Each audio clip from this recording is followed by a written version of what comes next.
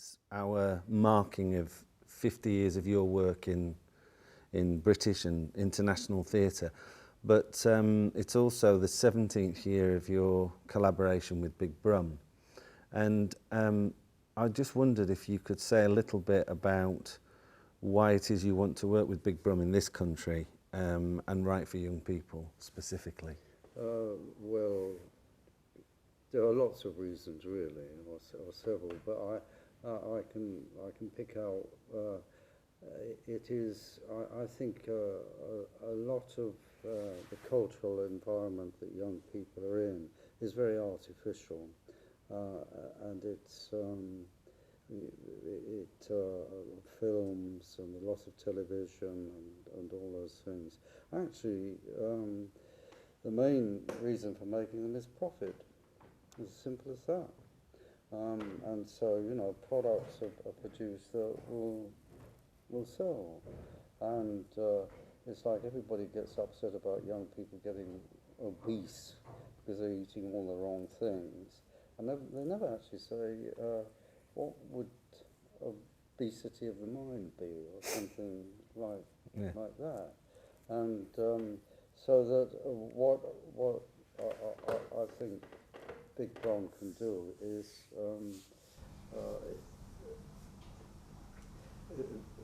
it can show young people that society is interested in their problems. But most of the time, children are regarded as a problem of society. And we can reverse that and say, well, actually, society, or at least that part of it which is Big Brum, is interested in your problems, so very interesting. And we would like to understand them with you. And that is, I think, very important. I find working in a lot of these commercial,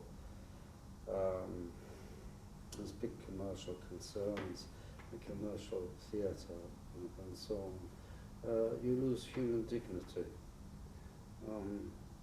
You really do. You know you're being used as a producer to produce a product, and therefore you are a product. And it's by respecting young people and their problems that I gain my own respect, and then I feel that I can write not for an audience just now. I want to write, if you understand me, I want to write for those people who died 10,000 years ago and those who will live 10,000 years from now. And that's not arrogance, it should be the most basic and simple requirement of any writer. In other words, you're writing for humanity and not for the box office. You've written 9 plays for Big Brum now, and obviously that's been quite a long journey. And the 8th and the 9th play, The Broken Bowl and The Edge, are the most recent, and interestingly you've written them very close together within a matter of months. But in terms of those 2 plays, where do you think that journey has taken you to now? I think I think this generation is in a way almost unique in that living in a time of peace, as it were, it has no security about its future. If you came almost to any previous era in human history, it's like my father's generation or my grandfather's generation. When they grew up, they knew what the future was going to be. They knew how they would work. They would know what machines were, and they would have a secure future.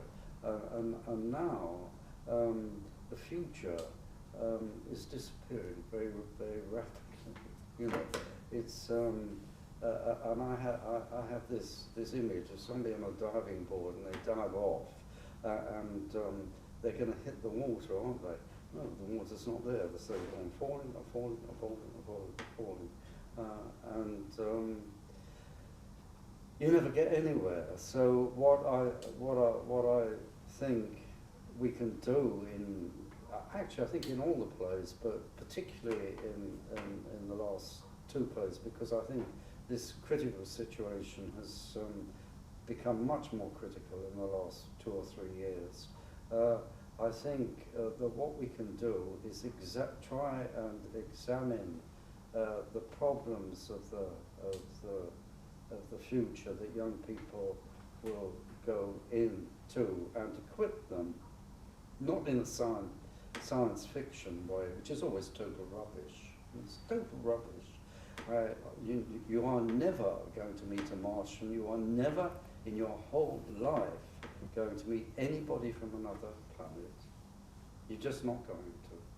And so what I'm trying to do is, what I think we are trying to do is to make fiction a reality.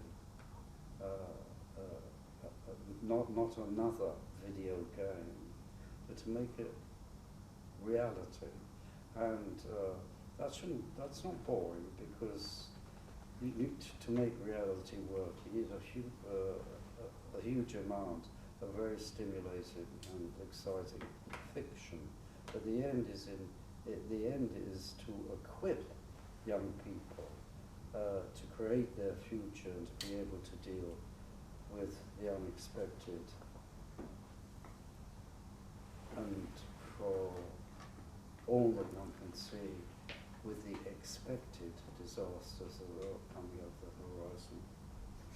It's interesting because in The Broken Bowl, which is the play you've written for 9 to 12-year-olds, the role of the imagination is critical to understanding the reality of what's happening outside in the street.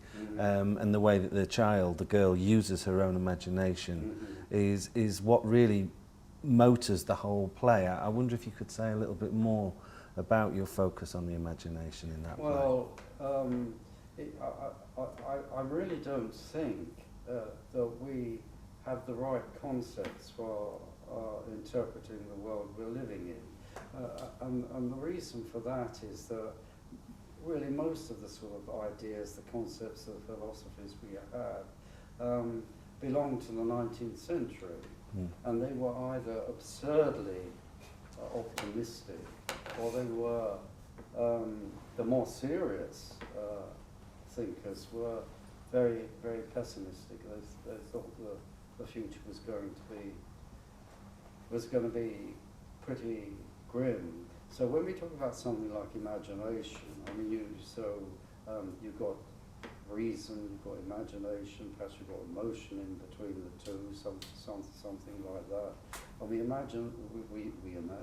we think that reason has to do with reality and the laws of nature and the logic of technology and all those sorts of things.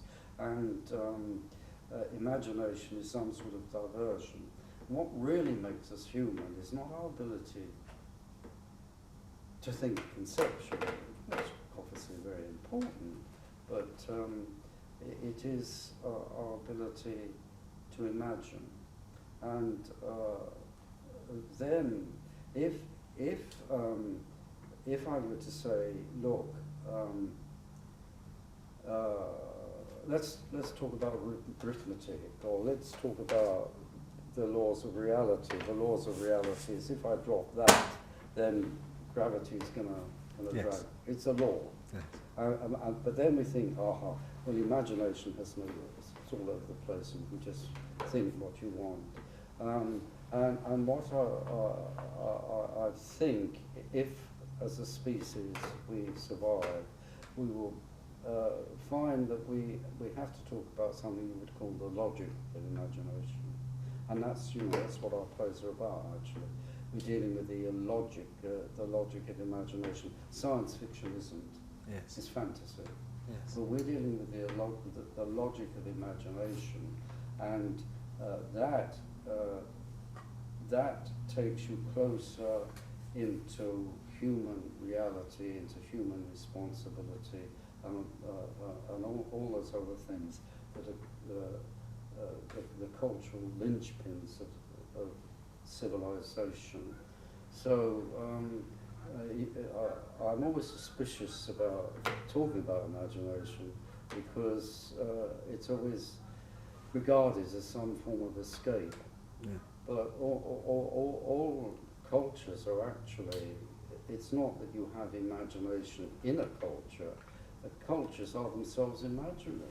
You know, they're all some imaginary explanation of the world we're living in. And when you look at them closely, you say, well, what's the reason for that? Why do you say that? And it's like in one culture, they will say, well, reality is this, and another culture, it will be reality is that. Totally different. Well, that enables their communities to function, and also, hopefully, that they would enable those people in those communities to relate to each other in a cooperative, friendly and helpful way. If you go into a prison, there's a logic of imagination in a prison. And it's very different from the logic of imagination, or should be very different from the logic of imagination in a school. Imagination there is, and in the prison, is to keep those organisations running. But if you have imagination in theatre, then that's very logical, although it appears to be very fanciful. And what you're trying to find, the theatre is the place of humanity. And so you're trying to find the logic of what it means to be human. And if you get the logic wrong, well, you know, you end up crying or bashing your head against the wall or something like that. So really civilizations are built on finding out the logic of imagination at appropriate historical times and so on. So, you know, we are, when you, I've heard people describe theatre as the laboratory of humanness, you know, and I had to say, no, it isn't. It's not experimental in that way. It's where you create humanness.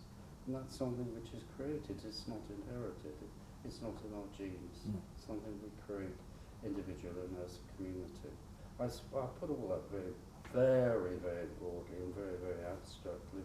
I haven't got much time and I can't sort of spell that all out in detail and substantiate it. But really, you know, when we're putting something on stage for young people, they are, adults might be interested in paying their bills, paying the mortgage, getting a new car. Young people are much more necessarily interested in who am I, what does it mean to be a human, how can I fit into our society. But now, of course, because we have television and films and so on, instead of allowing young people to have that freedom of creating themselves, you've got to buy that dress, you've got to buy those shoes, you've got to buy that hat, you've got to buy that video, and they become prisoners. Yeah. And civilization cannot be reduced to a cash machine.